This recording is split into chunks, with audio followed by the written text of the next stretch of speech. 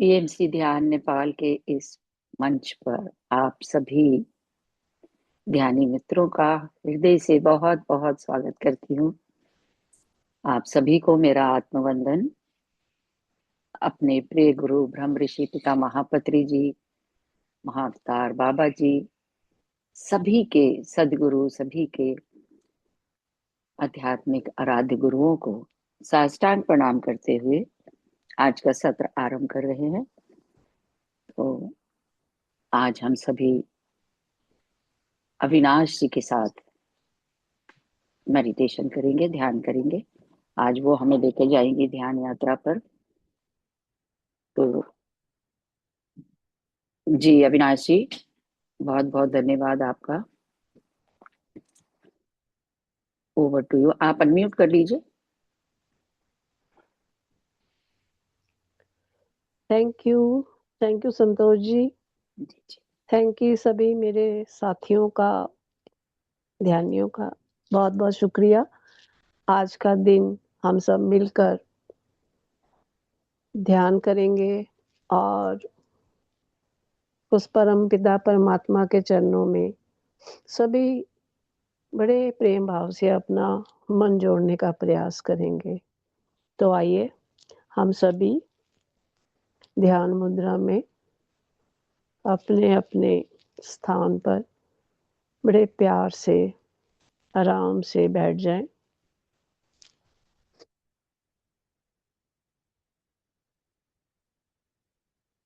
तीनों बंद लगा लें। जैसे ही आप आंखें बंद करेंगे, अपनी मन की आंखों से अपने अपने प्रभु के चरणों की तरफ ध्यान लेके जाएं और प्रार्थना करें कि वे सब भी आके हमारे साथ इस ध्यान की जर्नी में हमारा साथ दें और अपनी पावन ऊर्जा हम सब के साथ शेयर करें।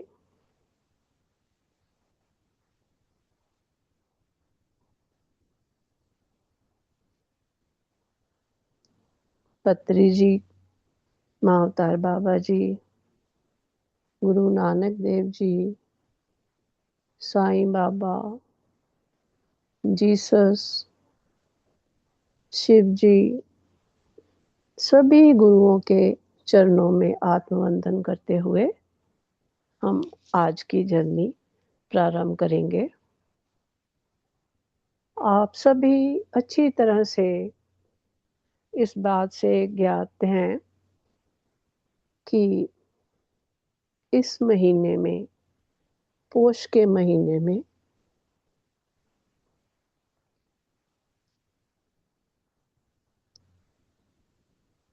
सिख धर्म के गुरु जिन्होंने अपने बच्चों का, अपनी पूरी फैमिली का बलिदान करके आज हम सब का जो जीना सार्थक किया, हम सबको जिंदगी बख्शी, तो उसी परम पिता परमात्मा के चरणों की तरफ ध्यान करते हुए आज हम उन्हीं की जीवनी से सब जुड़ेंगे। धीरे धीरे आप सभी अपने श्वासों की तरफ ध्यान ले जाएं।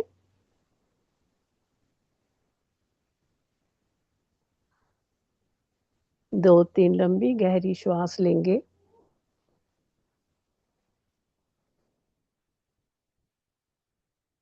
और अंदर की पूरी नेगेटिविटी को बाहर निकालकर प्योर पॉजिटिव थॉट्स इनहेल करते जाएंगे।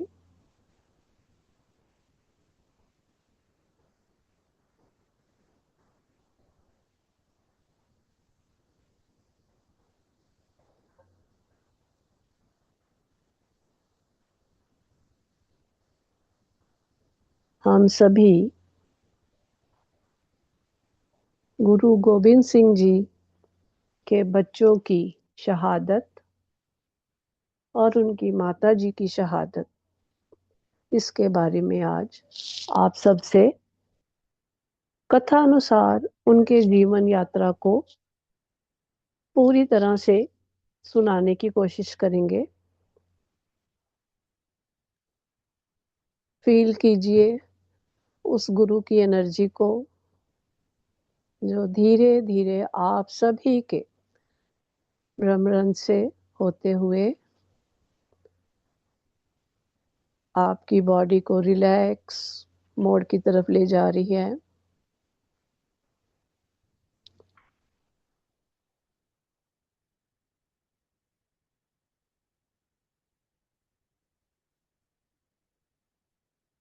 ये सिख इतिहास का बहुत ही दर्दनाक और असहनीय योग, आप इसे कथा के रूप में सुने या एक अपने भीतर में उस पीड़ा को महसूस करें जो एक पिता ने अपने बच्चों के लिए और एक दादी अपने पोतों के लिए फील करती है।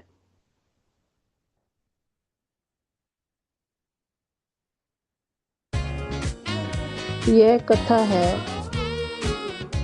गुरु गोबिंद सिंह जी, Do you जो need a कि loan for your business? सिखों के Well, if you've been around for over a दसम year, गुरु थे। I'm about to show you how to get up to $3 million in funding. Sounds गुरु जी के अपने 4 पुत्र थे, साहिबजादा अजीत सिंह, साहिबजादा जुझार सिंह, साहिबजादा जोरावर सिंह और साहिबजादा फतेह सिंह। माता सुंदरी जी गुरु जी की पत्नी थी और माता गुजरी जी उनकी माता जी। गुरु गोबिंद सिंह जी गुरु तेग बहादुर के इकलौती संतान थे। छोटी आयु में ही उन्होंने अपने पिता का बलिदान सहा था, महसूस किया था और उस पीड़ा को झेलते हुए और उस वक्त के हालातों के अनुसार गुरुजी ने छोटी आयु में ही शस्त्र विद्या ग्रहण की, क्योंकि उस वक्त मुगलों का राज था और मुगल अपना साम्राज्य फैलाने के लिए रोज ही कुछ ना कुछ नए उपद्रव मचाते रहते थे।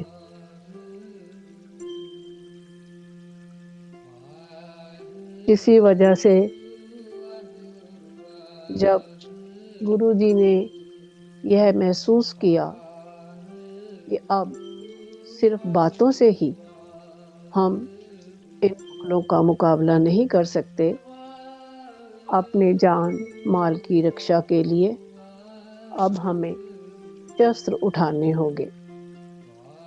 और इस तरह से शस्त्र धारण करके उन्होंने शस्त्रों की विद्या में निपुणता हासिल की ताकि कोई भी निहत्थे सिखों को मार ना सके। और इस दौरान अपने साथ साथ ही उन्होंने ऐसे बहुत से अपने शिष्य, अपने सेवकों को भी शस्त्र विद्या में निपुण किया।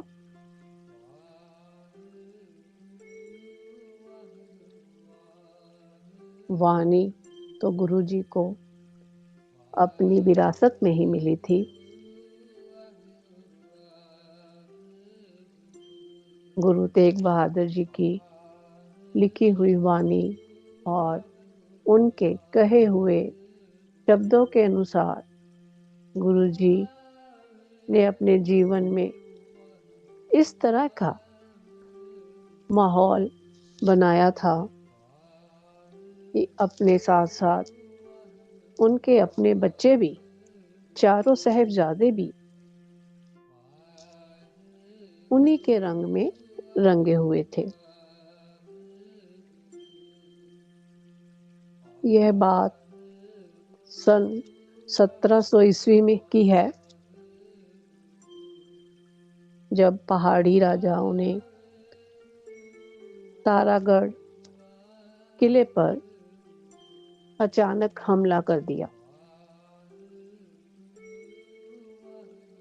उस समय बड़े साहबजादा बाबा अजीत सिंह की उम्र सिर्फ 13 वर्ष थी, पर बड़ी ही निपुणता के साथ उन्होंने उन पहाड़ी राजाओं से जमकर टक्कर ली और उन्हें युद्ध में परास्त किया।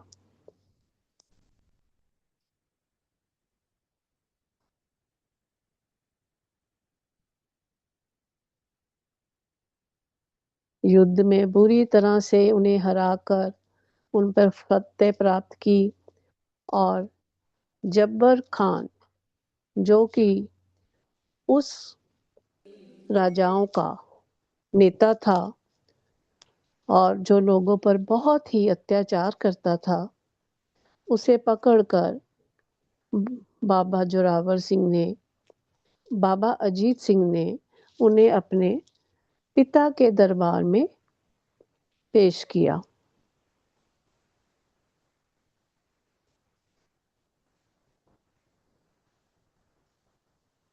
बहुत ही शूरवीरता और बड़े ही हिम्मती होने की वजह से शुरू से ही दोनों साहबजादे अपने पिता के साथ साथ Protect your dreams under our धर्मनिरपेक्षता में roof. भी बहुत ही American Family Insurance. मंझे हुए बच्चे थे। Hello, sir. Welcome to my backyard. All right. और उनकी जो छोटे भाई थे, उनकी उम्र उस वक़्त बहुत कम थी। बाबा जोरावर सिंह और बाबा फतेह सिंह। बाबा फतेह सिंह मात्र 5 साल के थे और जो दोनों ही अपनी दादी की देखरेख में बड़े हो रहे थे और शिक्षा और गुरु घर से प्यार, वो सब दादी की शिक्षा से प्राप्त कर रहे थे। दादी और पोतों का प्यार तो जग जाहिर है ना। शूरवीर पति की पत्नी माता गुजरी जी और देशभक्त पुत्र की माता गुजरी जी बच्चों की देखरेख बड़े ही प्यार से कर रही थी। सन 1699 की वैसाखी की बात है, जब गुरु गोबिंद सिंह जी ने अपनी माताजी की देखरेख में खालसा पंथ की स्थापना करी। 5 सिखों को चुनकर उन्होंने 5 प्यारे अमृत पान कराकर सुशोभित किए और उन्हें 5 प्यारों की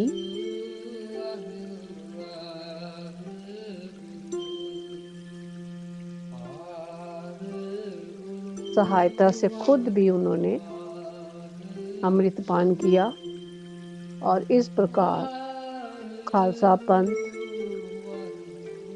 उस समय से शुरू हुआ। अपने बेटों को भी उन्होंने अमृत पान करवाया और सिख सजाए।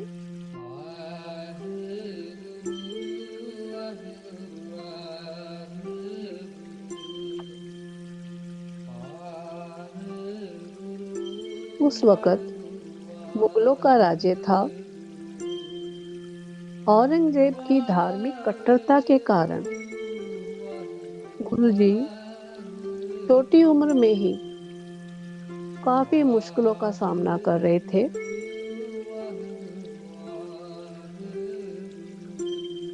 गुरुजी के स्वभाव और उनकी शिक्षा और उनके बताए गए रास्तों की बढ़ती प्रतिष्ठा के कारण पहाड़ी राजा उनसे जलने लगे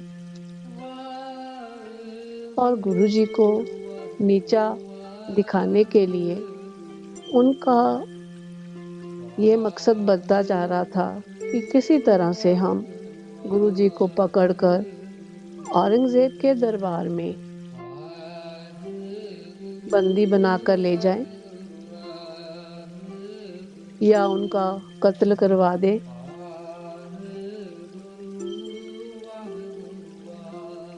अनेकों प्रयासों के बाद उन सब ने मिलकर औरंगजेब की सेना के साथ आनंदपुर साहिब को घेर लिया। ये घेराबंदी 7 महीने तक चली। उस वक्त बाबा अजीत सिंह की उम्र 18 वर्ष थी और उनके छोटे भाई की उम्र मात्र 15 साल। 7 महीने तक किले में बंद रहने के कारण उनका सारा राशन धीरे धीरे समाप्त होने लगा। बहुत से उनके सेवक खाना ना मिलने की वजह से और बहुत से उनके पशु मवेशी भूख की वजह से मरने लगे।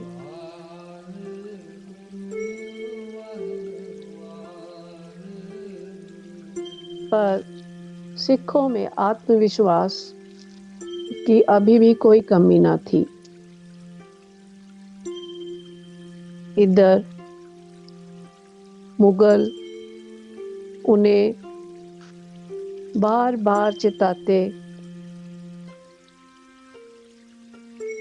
बार बार हमले करते और गुरुजी के सेवक, उनके शिष्य, उनके सिंह धीरे धीरे लड़ते हुए शहीद होते गए।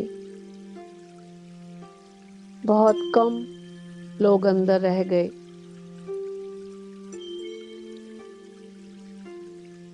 बहुत से सिख भूख और बीमारी की वजह से दम तोड़ने लगे।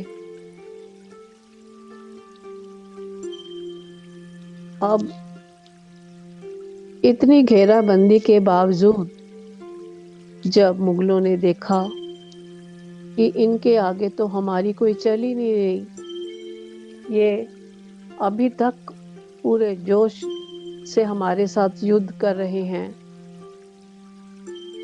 अंदर थोड़ी सी सेना और बाहर 10 लाख के करीब मुगल सेना। अब मुगलों ने एक चाल चली। उन्होंने पैगाम भिजवाया कि गुरुजी, आप आनंद साहिब का किला छोड़कर कहीं चले जाएं, हम आपको कुछ नहीं कहेंगे और ना ही आप पर वार करेंगे। गुरुजी तो जानते थे ये तो इनकी चालाकी है, ये कुछ ना कुछ ऐसा करेंगे जरूर। उन्हें आजमाने के लिए एक रात गुरुजी ने कुछ खच्चरों पर पुराना जो कि सामान बिना किसी यूज के वहां था,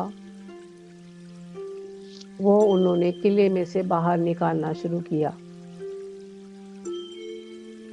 बाहर सेना तो तैयार खड़ी थी। जैसे ही उन्होंने देखा कि ये तो कूच करने लगे हैं, उन्होंने पीछे से आकर हमला कर दिया। यह सब देखकर गुरुजी ने अपने शिष्यों को बताया कि हमने तो आपको पहले ही बोला था, ये हमारे साथ चालाकी कर रहे हैं, ये हमें यहाँ से निकलने नहीं देंगे। अब अपनी चाल उल्टी पड़ने के कारण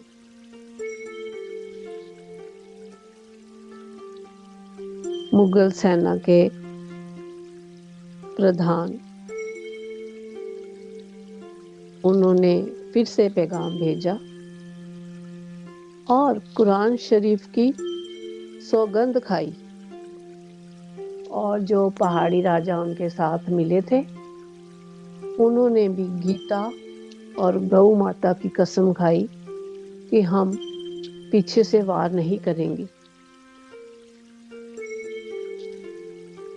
विश्वास तो नहीं था गुरुजी को, पर जब उन्होंने अपने सामने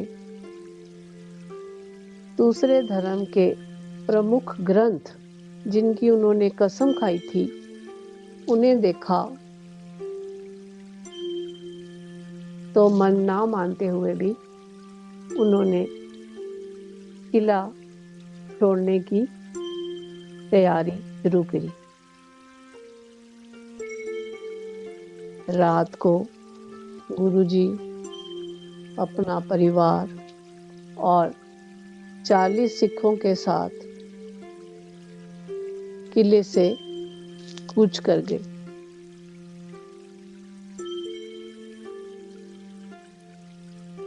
रास्ते में सिरसा नदी की जिसे पार करना था, पीछे से मुगलों ने पहले की तरह ही गद्दारी की और फौजें पीछे लगा दी। आगे सिरसा नदी की उफान भरी लहरों में और पीछे से हजारों सैनिकों का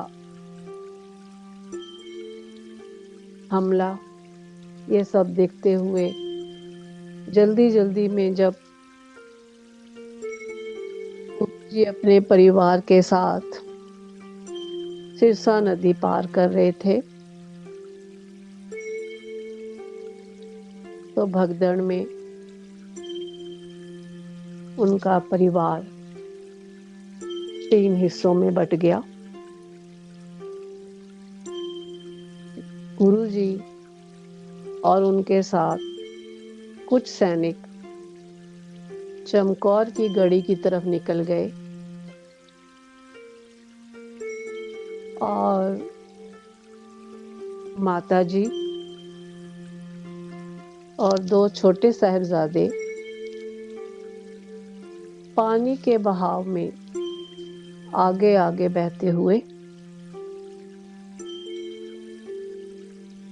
गांव सहेड़ी की तरफ निकल गए और माता साहेब कौर जी कुछ सिखों के साथ दिल्ली की तरफ जा निकले। गुरुजी ने 2 बड़े साहिबजादों के साथ और सिखों के साथ चमकौर की एक पुरानी हवेली में शरण ली। कई दिनों के भूखे प्यासे सिख और बच्चे थे, पर वहां भी मुगलों को चैन नहीं आया और उन पर हमला कर दिया। 40 सिख, गुरुजी आप, 2 बड़े बेटे और आगे हजारों की तादाद में मुगल सैनिक।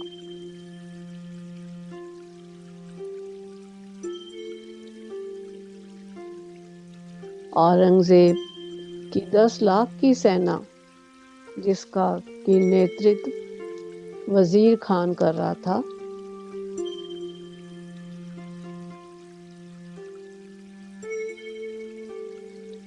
अब गुरुजी जानते थे कि इतने बड़े सैनिकों की भीड़ में हम सिखों की संख्या बहुत कम है, तो युद्ध की नीति के अनुसार अब उन्होंने अपने 5-5 सिखों का एक ग्रुप बनाकर किले के बाहर भेजते और इस तरह गुरुजी के सिख आगे खड़े हजारों सैनिकों को अपनी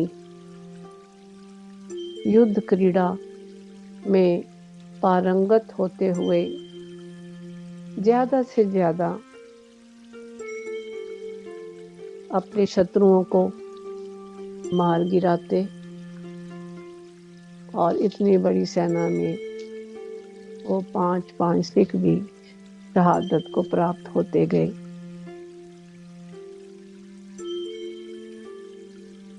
दो जत्थे भेजने के बाद जब तीसरा जत्था भेजने लगे,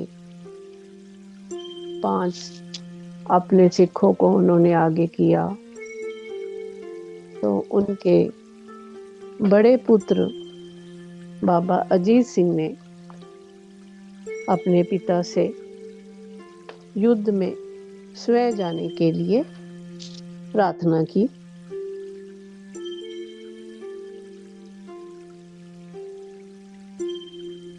गुरुजी के शिष्य नहीं चाहते थे कि गुरुजी अपने छोटे बच्चों को अभी रणभूमि में भेजें, पर उनके आग्रह करने पर, गुरुजी से बार बार प्रार्थना करने पर कि प्लीज आप हमें इस बार आज्ञा दें कि हम भी युद्ध भूमि में जाकर दुश्मनों का खात्मा कर सके। इस प्रकार गुरुजी ने स्वयं अपने बड़े बेटे बाबा अजीत सिंह को शस्त्रों से सजाया, उसे पूर्णतः हिम्मत देते हुए, जोश दिलाते हुए और अपने बड़ों के आशीर्वाद के तहत रणभूमि में भेजा।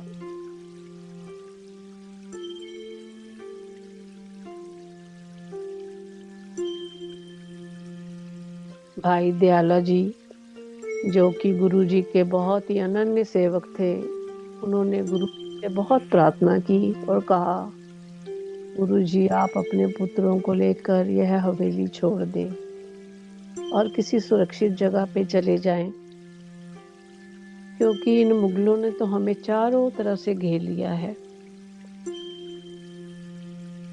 तब गुरुजी ने कहा कि सिर्फ ये ही मेरे पुत्र नहीं हैं, तुम सभी मेरे ही पुत्र हो, सब मेरे ही बेटों जैसे हो। यह सुनकर सभी में बहुत जोश बढ़ गया। आज्ञा पाकर बाबा अजीत सिंह रणभूमि में मुगलों से टाकरा लेने के लिए उतरे। मुगलों की सेना ने साहिबजादे को चारों तरफ से घेर लिया और सब तरफ से वार करने लगे। अनेकों सैनिकों के साथ पारंगत तरह से बाबा अजीत सिंह उनसे रणभूमि में लड़ते रहे, लेकिन इतनी बड़ी सेना के सामने इतने पारंगत सैनिकों के आगे उनकी चल ना सकी और हजारों वाणों से चारों तरफ से उनके ऊपर वार होने लगे। गुरुजी स्वयं किले के ऊपर से अपने बच्चे की शूरवीरता को देख रहे थे और उनकी ललकार को भी सुन रहे थे। कई महारथियों को मारकर अकेले रह जाने के कारण मुगलों ने चारों तरफ से उन पर वार किया और बहुत बुरी तरह से उन्हें शहादत प्राप्त हुई। अपने पिता के साथ साथ बाबा जुझार सिंह भी अपने बड़े भाई को रणभूमि में लड़ता हुआ देख रहे थे और रणभूमि से बाबा अजीत सिंह की शहादत के बाद जयकारे की आवाज आ रही थी, जो बोले सो निहाल, सत श्री अकाल। बड़ी ही बहादुरी से अपने बड़े भाई को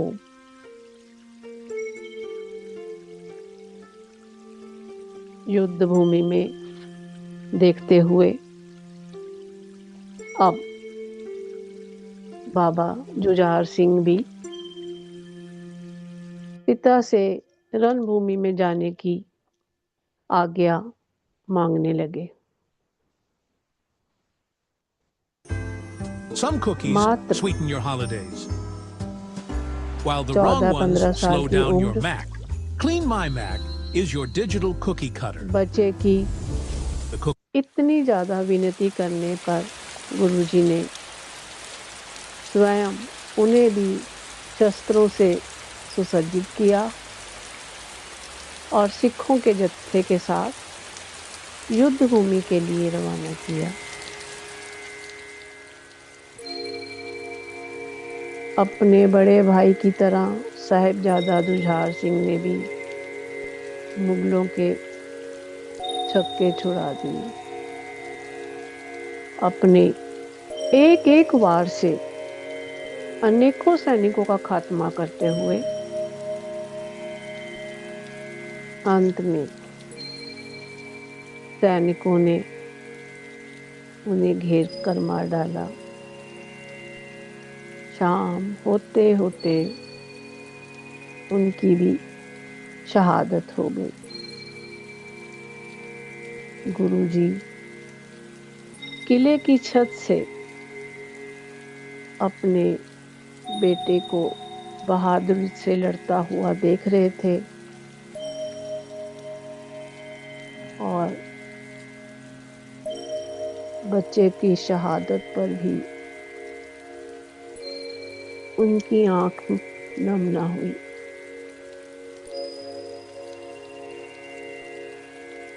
बहुत से अपने शिष्य और दोनों बड़े बेटों को शहीद होते हुए देखकर गुरुजी मन ही मन बहुत ही विचार में फंसे हुए थे। अब इस दशा में जब 10 ही शिष्य रह गए तो भाई दयाला जी ने गुरुजी से प्रार्थना की कि गुरुजी अब हालात ठीक नहीं है, आपको चमकौर का किला छोड़ देना चाहिए, क्योंकि अभी अनेकों सिखों को आपकी अगवाई की जरूरत है। जब गुरुजी ने मना किया तो 5 प्यारों की अगुवाई में गुरुजी को ये निर्देश दे दिया गया कि आप यहाँ से निकल जाइए। चमकौर की किले में अब हम जो सिख बचे हैं, हम इस सेना को रोकेंगे। बड़े ही भारी मन से अपने 2 शिष्यों को साथ ले गुरुजी ने वह किला छोड़ दिया और आगे निकल पड़े।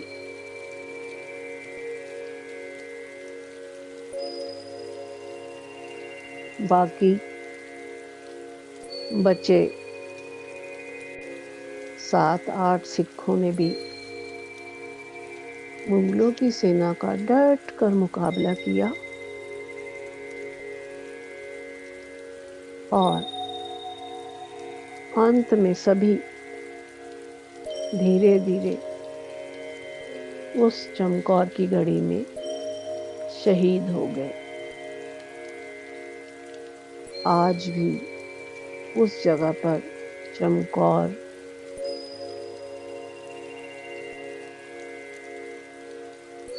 उस स्थान पर गुरुद्वारा कत्लगढ़ साहिब बड़े 2 साहिबजादों की याद में सुशोभित है और दूसरी तरफ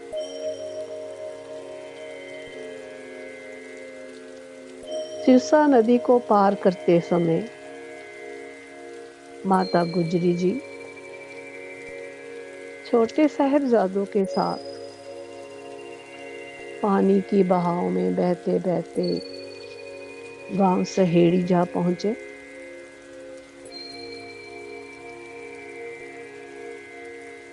रास्ते में उन्हें अपना पुराना रसोइया गंगू मिल गया, जो माता जी को बहुत ही प्रार्थना करते हुए अपने घर की तरफ ले गया।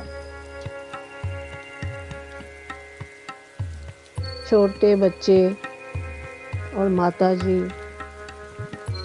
उस सर्दी की रात में भीगे हुए बिल्कुल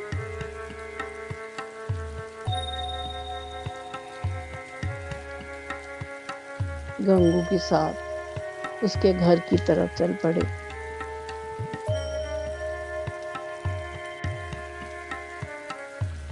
लोगों में बहुत ही उत्साह और प्रेम था उनके प्रति।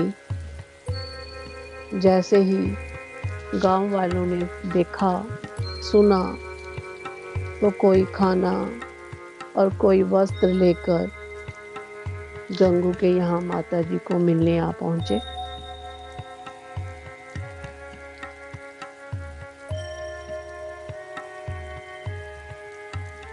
बच्चे बहुत ही थके हुए थे और माता जी भी उम्र के उस पड़ाव में थी जहाँ परिवार का बिछोड़ा और बच्चों की ऐसी स्थिति देखकर उनका मन भी बहुत भरा हुआ था। उन्होंने गंगू से बच्चों के सोने के लिए एक बिस्तर की मांग की।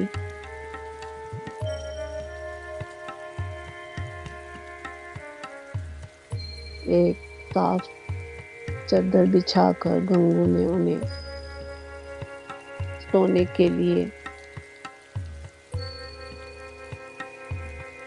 एक बिस्तर दिया।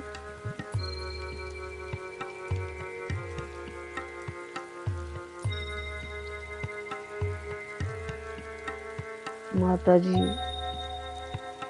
ने जौन सा जीवन व्यतीत किया था घर में किसी भी तरह की कोई कमी नहीं थी। इस बात से गंगू अच्छी तरह से वाकिफ था।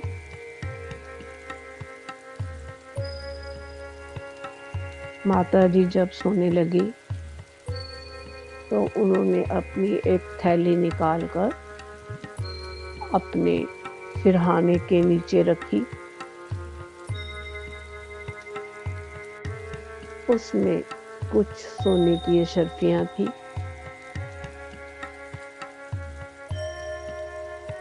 अशर्फियों की आवाज सुनकर गंगू के कान खड़े हो गए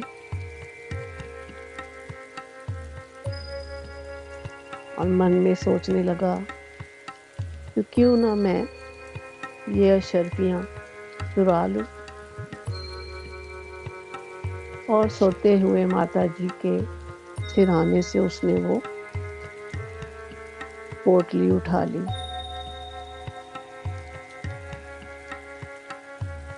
इस बात से माताजी अनभिज्ञ नहीं थी।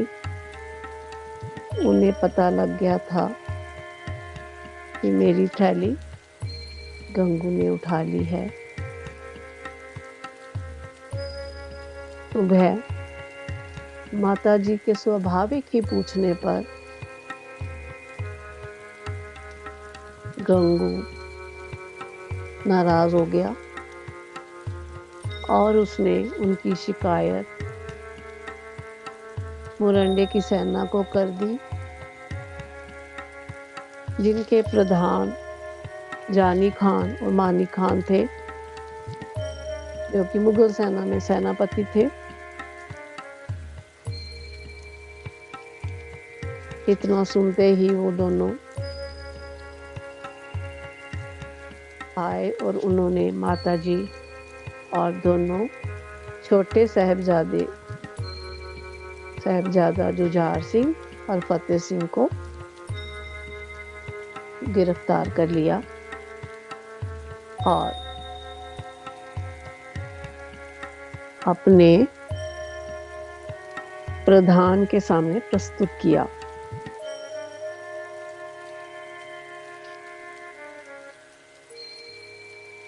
चौबीस दिसंबर की वह ठंडी रात माताजी और दो छोटे साहबजादे ठंडे बुर्ज में कैद कर लिए गए। कुछ खाने को नहीं, पीने को नहीं।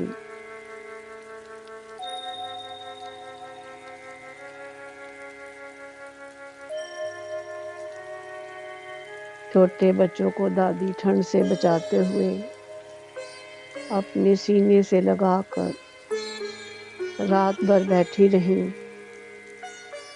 और उन्हें उनके बड़े दादा परदादा की कहानियाँ सुनाकर उनमें जोश भरती रहीं।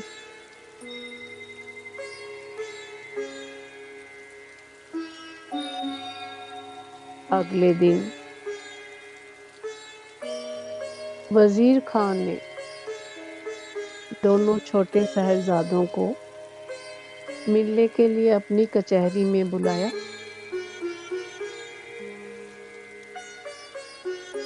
उम्र देखिए, 6 साल और 9 साल।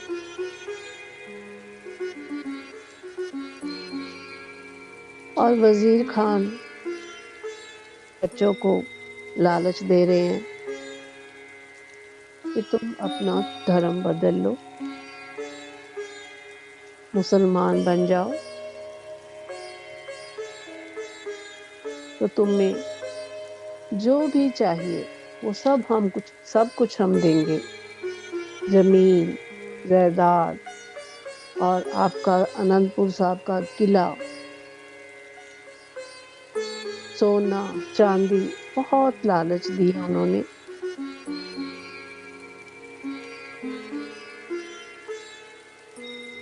पर छोटे साहबजादों ने बड़ी ही नरमी से मना कर दिया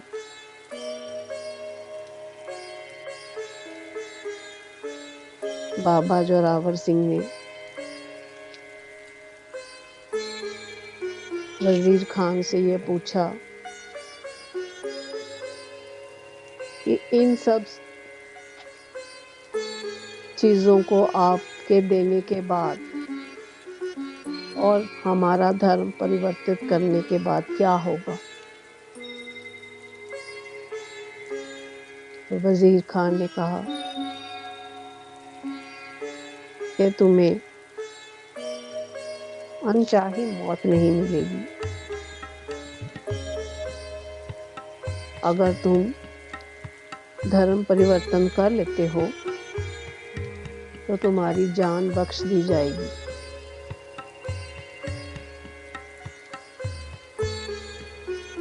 बेटे ने बड़े ही प्यार से पूछा कि अगर हम धर्म परिवर्तित कर लेते हैं तो क्या हमें मौत नहीं आएगी। मासूमियत सी भरे इस वाक्य को सुनकर वजीर खान निशब्द उसके चेहरे को देखते रहे। कोई जवाब ना बन पड़ा।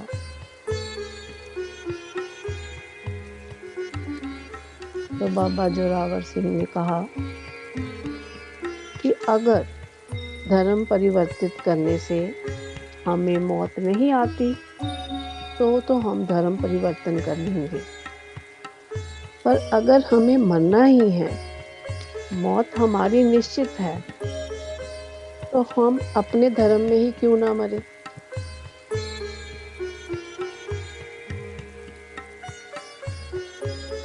बच्चों की जोश भरी बातें सुनने पर वजीर खान के होश उड़े और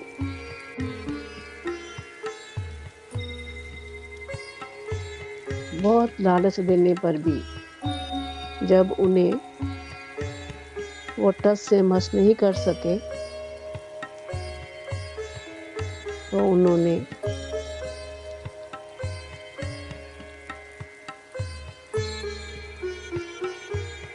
यह फैसला दे दिया कि इन्हें जिंदा ही दीवार में चुनवा दिया जाए।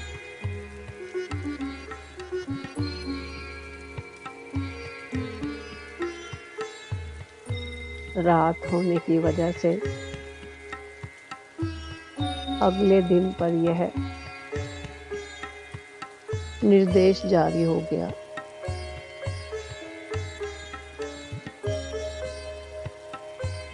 रात को बच्चे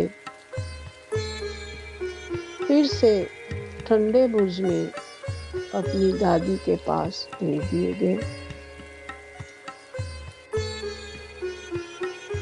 सोचिए आप, छोटे बच्चे 3 दिन से भूखे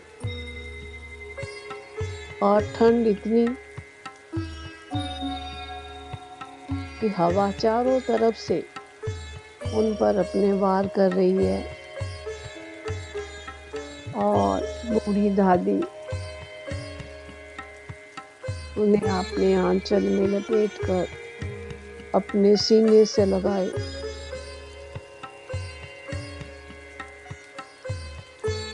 शौर्य वीरता की कहानियां सुना रही हैं। कहीं बच्चों का मन डोल ना जाए।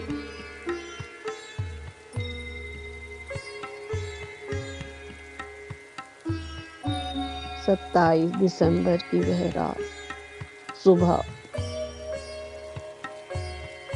फिर से बच्चों को वजीर खान की कचहरी में प्रस्तुत किया गया।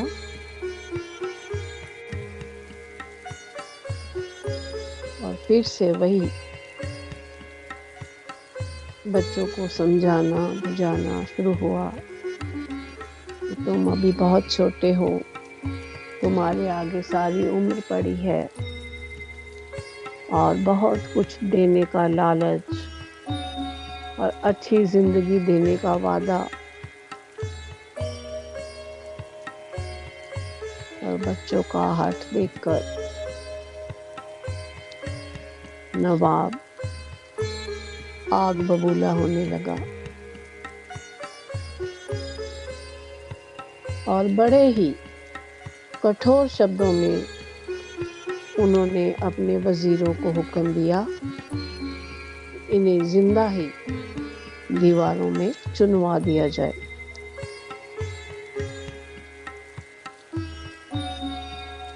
दोनों बच्चों को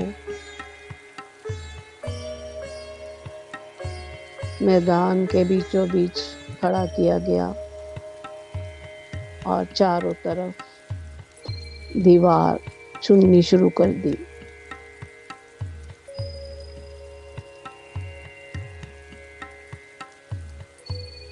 आखिरी इच्छा पूछने पर बच्चों ने कहा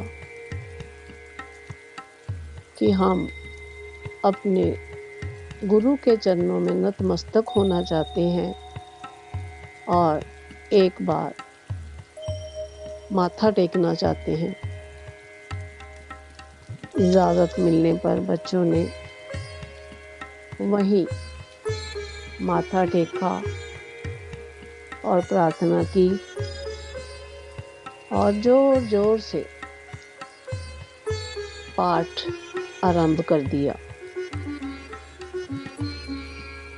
जैसे जैसे दीवार ऊंची होती गई, बच्चों की वाणी भी और ऊंची और जोश। दोनों बच्चे हाथ जोड़कर खड़े हैं, एक तरफ दूसरे की तरफ देखकर मुस्कुरा रहे हैं।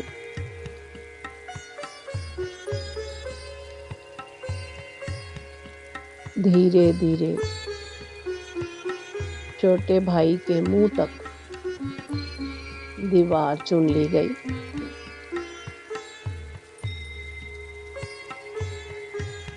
उस वक़्त कहते हैं बड़े भाई ने छोटे भाई फतेह सिंह का हाथ जोर से पकड़ा, गर्माहट महसूस की और नम आंखों से बड़े ही प्यार से बोला, तुमसे बड़ा हूँ मैं पहले आया था तो मुझे तो पहले ही जाना था।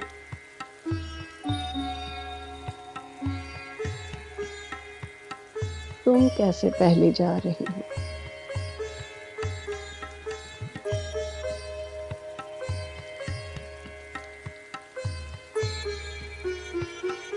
अभी एक ईंट ऊंची ही दीवार हुई थी।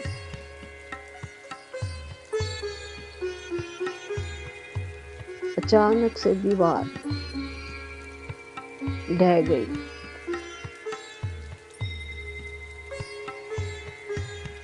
बादशाह अचंभित नजरों से देख रहे हैं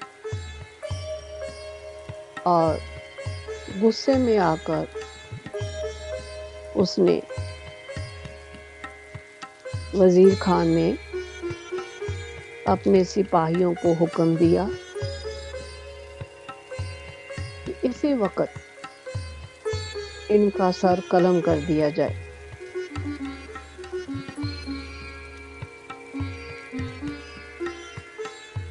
निडर बच्चे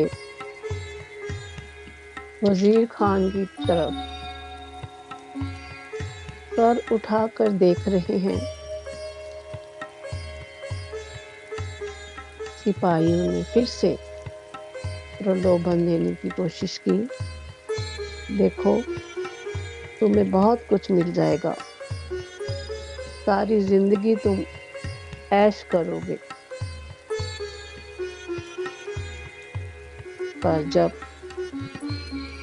बच्चों ने कहा हमें मरना कबूल है, हम अपना सिर नहीं झुकाएंगे, ना ही अपने बड़ों की आन पर कलंक लगने देंगे,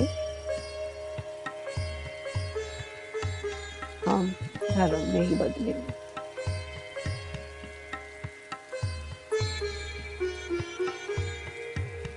अब जल्लादों को हुक्म हुआ और वजीर खान के कहे अनुसार दोनों बच्चों का सर धड़ से अलग कर दिया गया।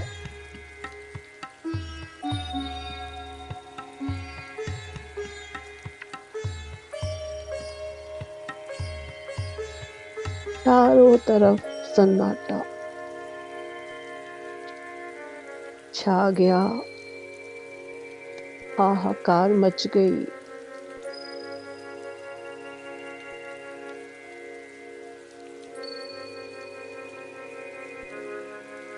और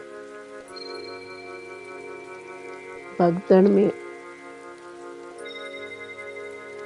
गुरुजी के एक सेवक थे, मोती राम जी, जो कि भीड़ में खड़े बच्चों की शहादत को देख रहे थे। जल्दी से वे वहां से निकले और माता जी को बुर्ज में यह खबर देने के लिए दौड़े। तो जब तक यह खबर माता जी तक पहुंचा पाते, माता जी अपने श्वास त्याग चुके थे।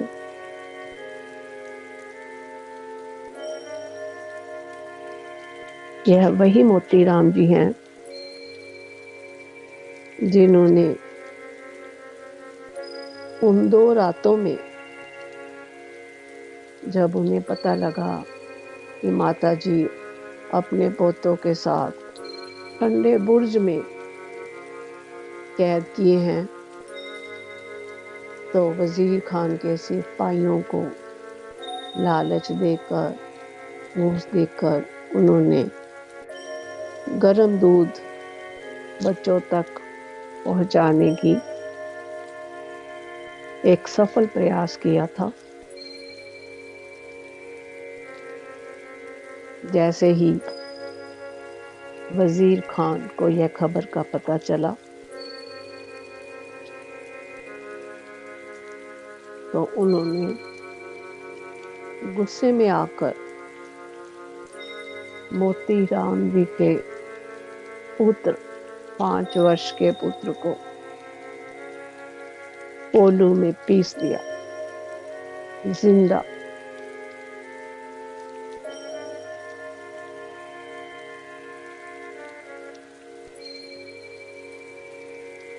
इस प्रकार गुरुजी का पूरा परिवार देश और जाति की रक्षा के लिए शहीद हो गया।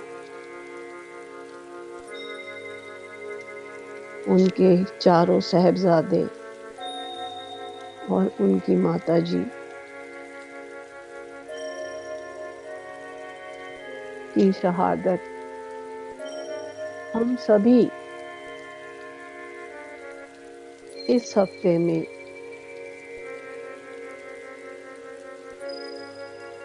मनाते हैं और अपने मन से उनकी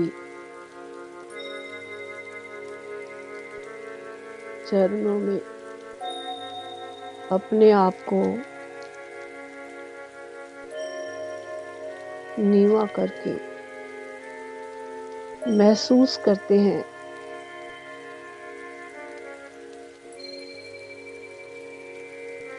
ये महीने में ये एक हफ्ता जो है सिख धर्म के लिए बहुत ही दर्दनाक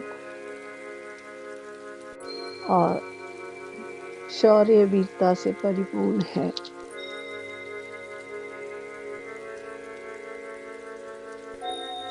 सरहंद में वह ठंडा बुर्ज जहां माताजी और दोनों छोटे साहिबजादों को कैद किया गया था। उनकी याद में एक बहुत ही बड़ा और धार्मिक गुरुद्वारा सुशोभित है, जहाँ देश विदेश से हजारों संगत आकर माथा टेकती है और जहाँ कचहरी थी,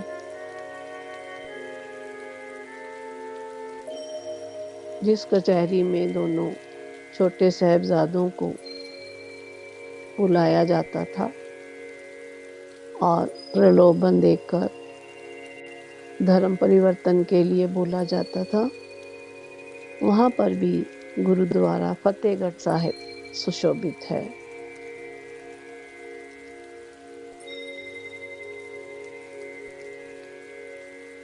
लाहौर निवासी अल्लाह खान योगी एक उर्दू के प्रसिद्ध कवि थे, जिन्होंने 1913 ईस्वी में सिख पंथ के 10वें गुरु श्री हरगोबिंद सिंह जी के 2 छोटे साहिबजादों की शहादत पर एक शहीदाए वफा और 1915 ईस्वी में बड़े 2 साहिबजादों की शहादत बारे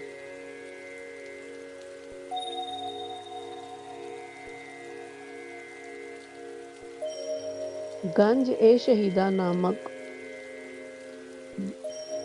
2 दिल को छू लेने वाले काव्यांश लिखकर सनसनी पैदा कर दी थी।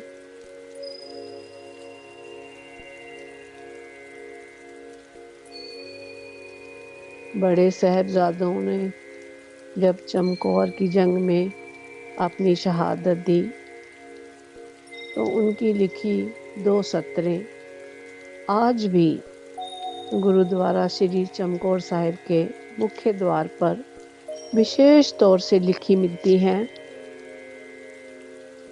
उन्होंने लिखा था, बस एक हिंद है, बस एक हिंद में तीरथ है यात्रा के लिए, कटाए बाप ने बेटे यहाँ खुदा के लिए।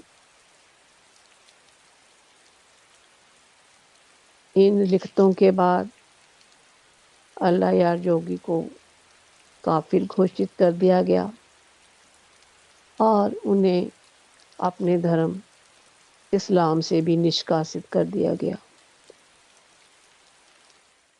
पर जिंदगी के आखिरी पलों में जब मौलवी साहब ने उन्हें खता माफ़ी के लिए मुआफ़ीनामा लिखने को बोला, तो उन्होंने मना कर दिया।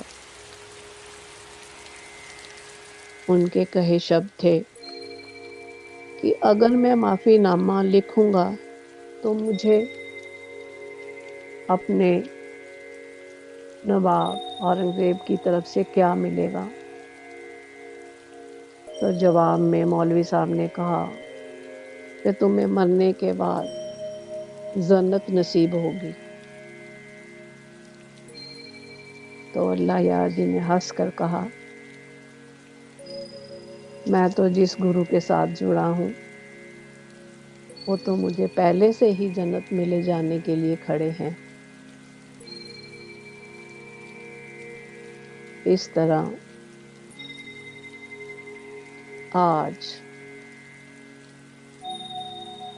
320 साल होने के बावजूद हम सब उस शहादत को भूलकर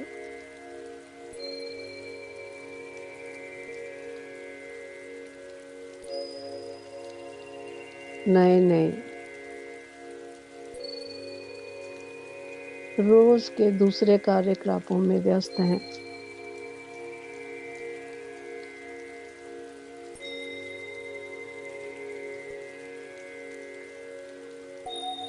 जिन गुरुओं ने अपने परिवार की, अपने आप की कुर्बानी देकर इस धर्म को, इस देश को बचाया,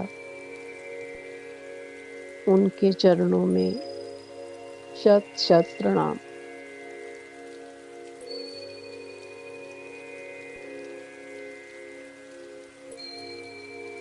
किसी ने ठीक ही लिखा है, ऐ देश देश ना हुंदा, ऐ देश देश ना हुंदा, जे पिता दशमेश ना हुंदा।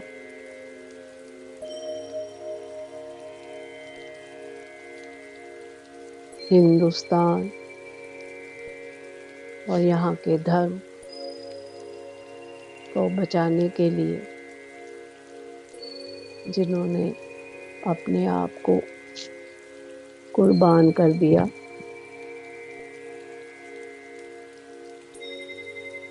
उन आत्माओं के चरणों में शत शत प्रणाम, शत शत प्रणाम।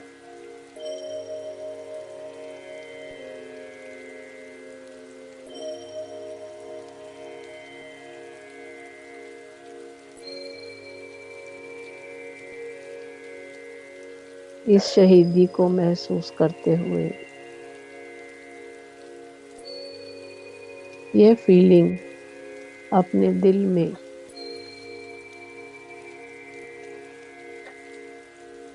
हंडाते हुए धीरे धीरे आप सभी अपने भौतिक शरीर की तरफ वापस आते जाएं।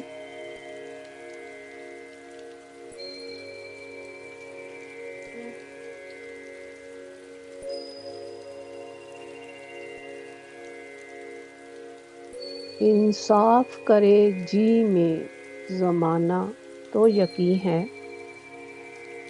कह दो कि गुरु गोबिंद का सानी कोई नहीं है।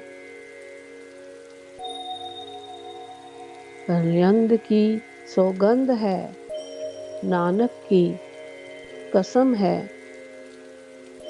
जितना भी है गोबिंद की तारीफ, तारीफ तो कम है। जितनी भी है गोविंद की तारीफ, तारीफ तो कम है।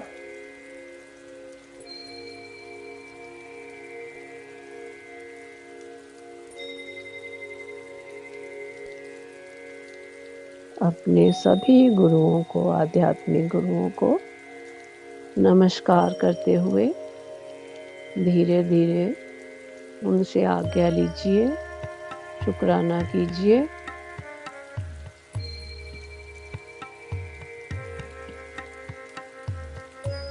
और अपने हाथों की उंगलियों को ढीला करते हुए दोनों हाथों को आपस में रगड़ते हुए ऊर्जा इकट्ठी कीजिए और धीरे से अपनी आंखों को अपने इन प्यारे हाथों से ढक लीजिए। ढके हाथों में ही अपनी प्यारी आंखों को बड़े ही प्यार से धीरे धीरे खोलिए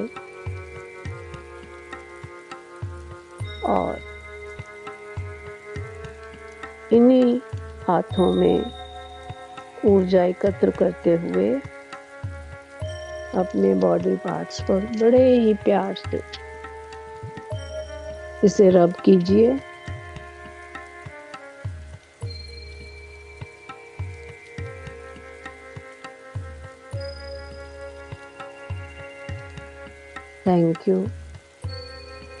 थैंक यू संतोष जी। आप सभी मेरे साथी मित्रों का इस ध्यान की यात्रा में आप सब ने मेरा ध्यान साथ दिया। शुक्रिया, बहुत बहुत धन्यवाद। Thank you, thank you, thank you.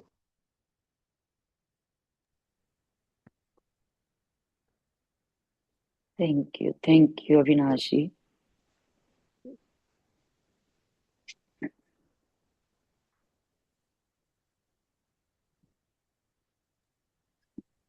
Thank you Avinash. गाथाएं।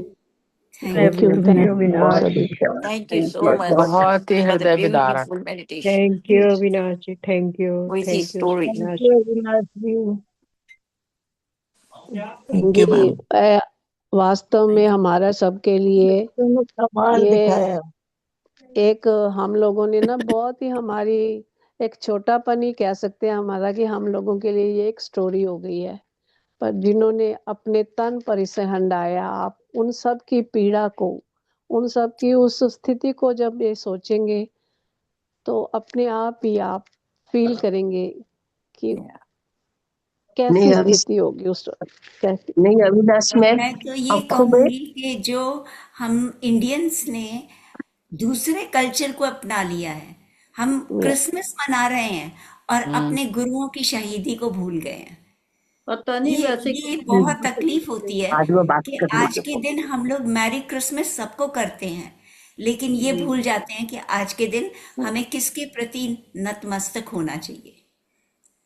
बिल्कुल, सचमुच बहुत जबरदस्त, मतलब कि सुनने में इन्होंने बड़ी हिम्मत से सारा सुनाया है, लेकिन बहुत सुनने में हिम्मत, वाकई में बहुत दुखी हुए, बहुत दुखी सुनना नहीं जा रहा था बिल्कुल।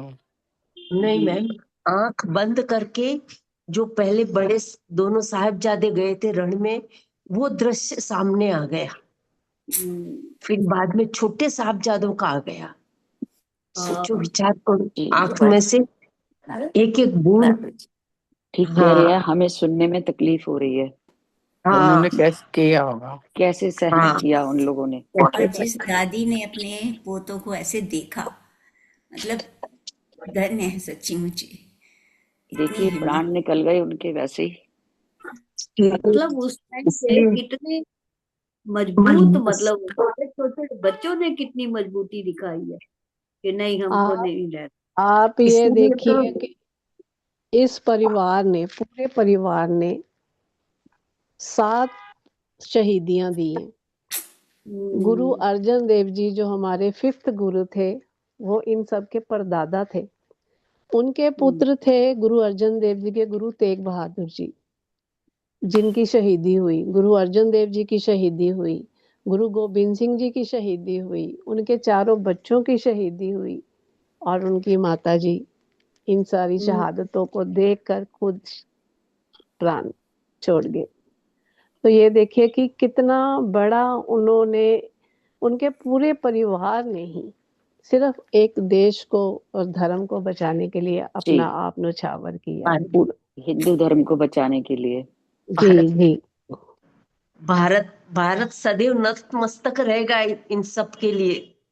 सही में नतमस्तक रहेगा। कहते हैं ना कि हिंदुस्तान हिंदुस्तान ना होता आज।